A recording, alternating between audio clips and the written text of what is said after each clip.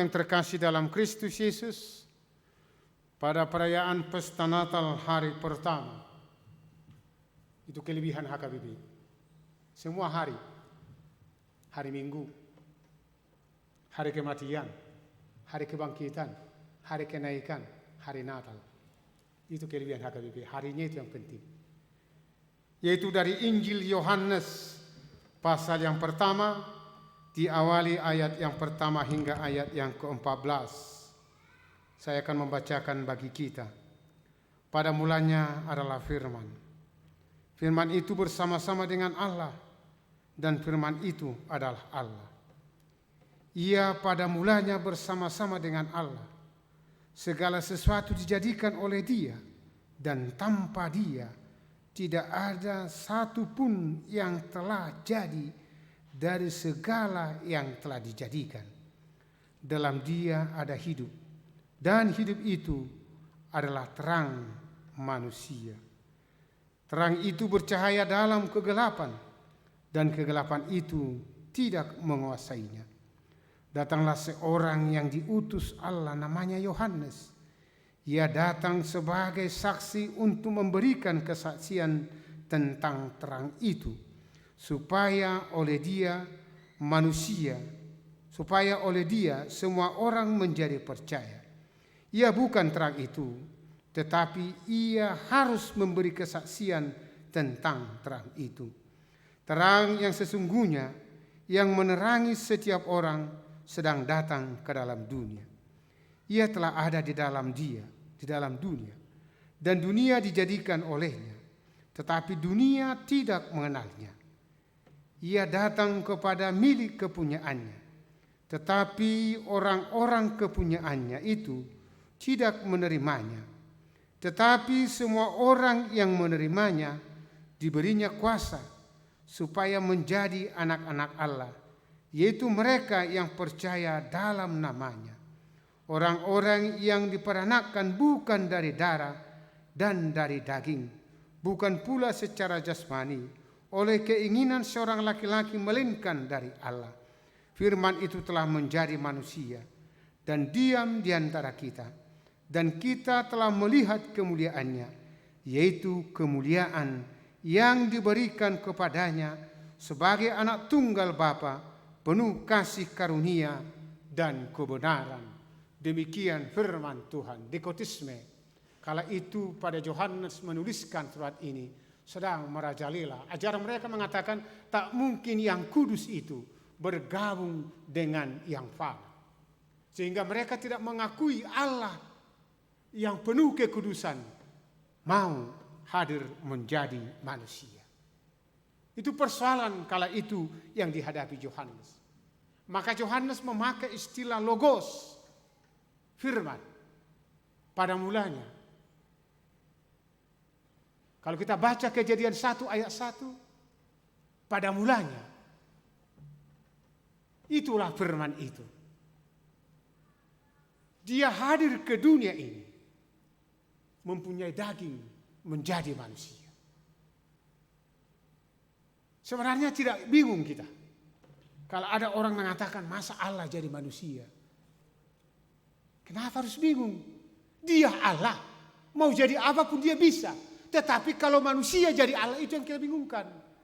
Sekali lagi, kalau Allah jadi manusia, itu luar biasa, enggak apa-apa itu. Karena Allah mempunyai kekuasaan sendiri, mempunyai otoritas tersendiri. Mau jadi apa dia? Tapi dia mengambil rupa menjadi manusia, menjadi bayi yang paling hina. Tapi kalau manusia menjadi Allah, itu yang kita bingungkan. Itu yang harus kita bingungkan. Kalau Allah menjadi manusia, tidak. Maka Yohanes mengatakan Allah yang transenden, Allah yang tidak nampak dengan kasat mata, menjadi Allah yang imaden. Dan dia mengambil rupa menjadi seorang bayi yang paling lemah di dunia ini. Mengapa bayi paling lemah? Perhatikan seluruh ciptaan. Begitu lahir bisa berjalan, kecuali manusia. Kenapa? Karena dosa. Perhatikan, maaf sebuah kalimat. Perhatikan ternak. Begitu lahir bisa berjalan. Tapi manusia itu tidak. Maka Allah mengambil rupa sebagai manusia yang paling hina, seorang bayi. Supaya Allah yang transenden menjadi Allah yang imaden. Yang dapat merasakan penderitaan manusia. Yang dapat merasakan bagaimana hidup sebagai manusia. Itu yang mau dikatakan Yohanes, firman telah menjadi manusia. Logos, logun telah benar hadir di tengah-tengah dunia ini. Kesaksian Yohanes mengatakan bahwa ia yang telah menjadi manusia memberikan kehidupan bagi manusia. Ketika Yesus memperdamaikan manusia dengan Bapa, maka dia memberikan kehidupan bagi siapa yang percaya kepada dia. Dalam dia ada hidup, dan hidup itu adalah terang. Dia memberikan kehidupan kepada manusia yang pada mulanya manusia itu tidak mempunyai hidup lagi.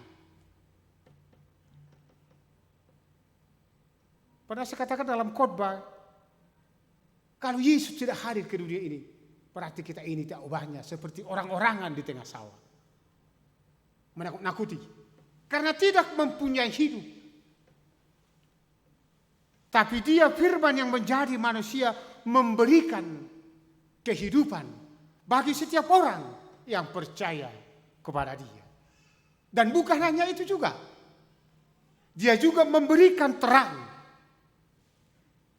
Dia memberikan terang. Sehingga ketika manusia itu hidup di dalam kegelapan akan hidup di dalam terang. Terang itu bercahaya.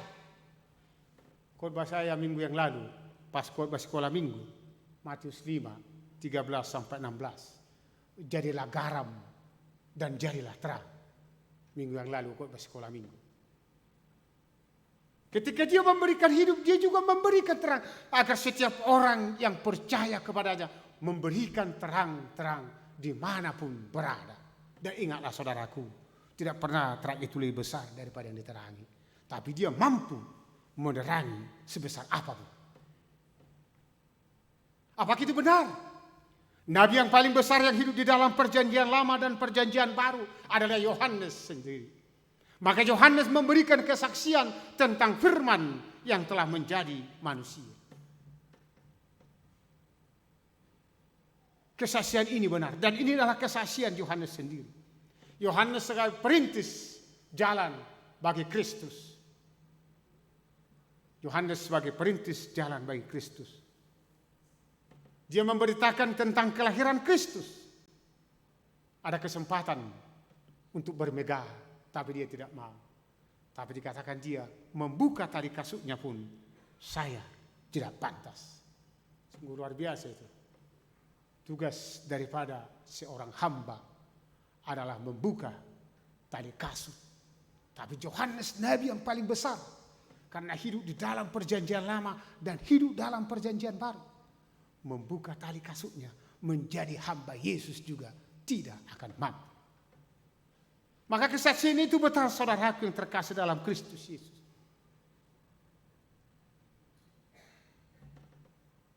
Firman Tuhan pada Natal pertama itu mengingatkan kita. Jika Kristus menjadi manusia, berarti Kristus dapat merasakan setiap pergumulan manusia. Pergumulan saudara dan saya. Problema yang kita hadapi, Kristus rasakan. Dia turut merasakan bagaimana hidup menderita. Jika saudara mengalami penderitaan, bukan lebih besar penderitaan saudara daripada Kristus Yesus. Dia juga turut merasakan bagaimana hidup yang penuh dengan sukacita. Artinya seluruh kehidupan manusia itu telah dirasakan oleh firman yang tadinya transenden menjadi ibadah. Maka melalui pesan Natal pertama ini, pertama kita diberangkatkan untuk dimanapun saudara berada dan saya berada, ketika kita telah menerima firman menjadi manusia, kita harus memberikan kehidupan bagi sekitar kita. memberikan kehidupan. Karena firman itu memberikan kehidupan. Harus ada jati diri orang Kristen, yaitu memberikan kehidupan dimanapun dia berada. Nang gabi si sugu hitam wakarongan. Idia pe hitam maringanan, ikut dirasahon akka hobbar jabutai hangoluan siak kita. Jadi kita mampu memberikan kehidupan.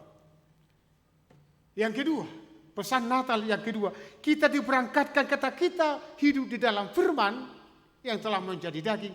Kita harus mampu menjadi terang dimanapun kita.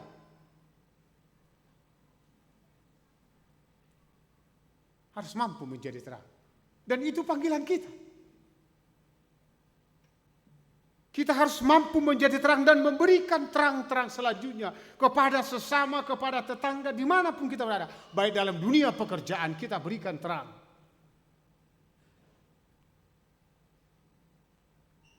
Karena terang sesungguhnya itu telah bercahaya. Kalau kita mengatakan hidup di dalam Yesus, kita harus mampu menjadi pembawa terang. Pesan Natal yang ketiga, saudaraku, jadilah seperti meneladani Yohanes. Perintis memberitahukan Yesus telah lahir. Kita harus mampu perintis di dalam kehidupan ini pada inovasi-inovasi yang baru. Melayani dalam inovasi yang baru. Saya sebagai pendeta, pada saya katakan para pahlawan, saya juga bingung. Udah pendeta HKBP tentang sentralisasi keuangan HKBP. Saya bingung sebagai pendeta. Udah 26 tahun saya pendeta.